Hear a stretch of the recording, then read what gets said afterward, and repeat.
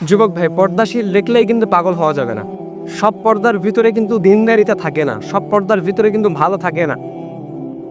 আমি একটা গ্রামের মধ্যে দেখলাম যে একটা সমাজের মধ্যে একটা পরিবারকে সবাই পর্দাশীল মনে করত, কিন্তু দেখলাম যে ওইখানে কোনো একটা অনুষ্ঠান হচ্ছিল।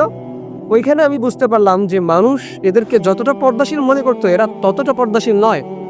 তাহলে আপনি পর্দার বিষয় যদি বিবেচনা করতে চান, একটা বিয়েবাড়ির অনুষ্ঠানে যান।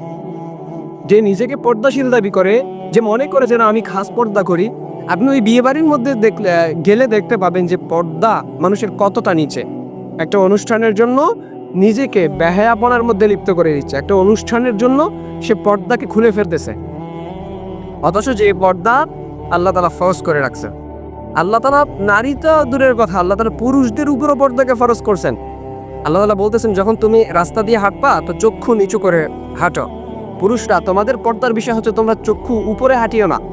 কুল্লিল মুমিনিনা ইয়াগুদ্দু মিন আবসারিহিম, তোমার চক্ষুগুলোকে তুমি নিচু করে হাঁটো। সেজন্য পর্দা সবার জন্য।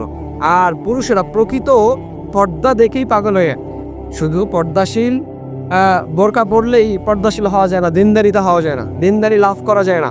তার ভিতরে প্রকৃত দিনদারিতা থাকতে হয়, প্রকৃত মুমিন হইতে হয় তাকে।